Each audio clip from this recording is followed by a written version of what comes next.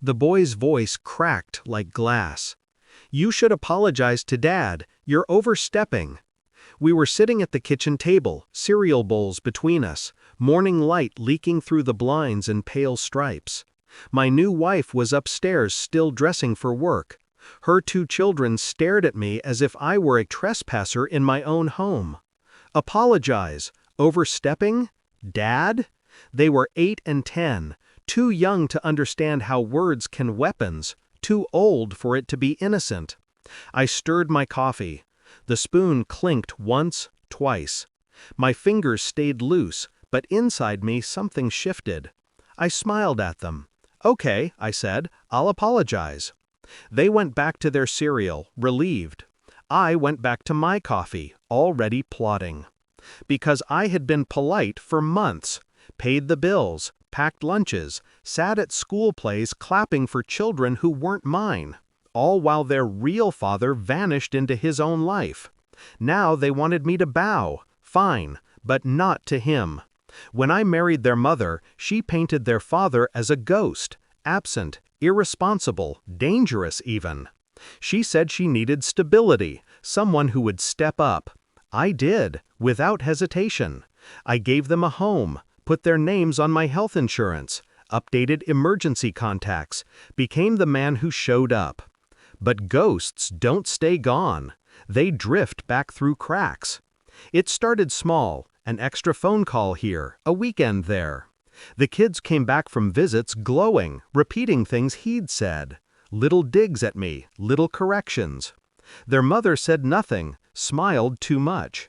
Then the notes began. In backpacks, folded tight.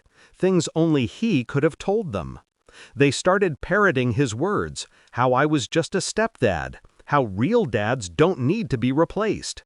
She never corrected them. The ledger of my effort was long but invisible. His absence was loud but forgivable. I realized then she hadn't replaced him. She'd recruited me, a stopgap, a banker for her debts. And the children had been briefed. I kept my face neutral. Inside, the math began. I didn't accuse, I observed. Bank statements told me what her words would not. Child support never stopped, she just never told me. Weekend visits were actually coordination, she and him deciding what I would pay for next. I found emails on her old laptop, polite, logistical, transactional. She still sent him photos of the children I was raising. She asked for money, he offered promises.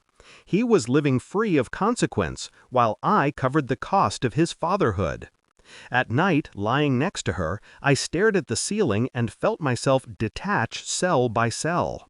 It was almost beautiful in its efficiency. She had turned me into an unpaid caretaker while keeping her moral alibi intact.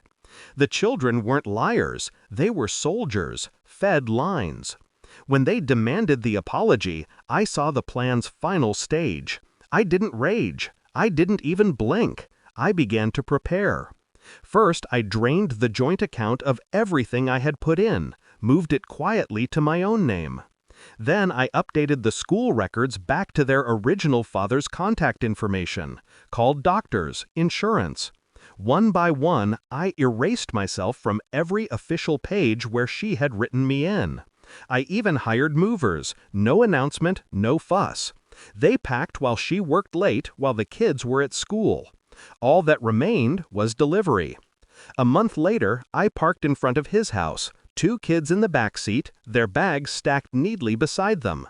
He opened the door, confused but smug. He had the same smile they did.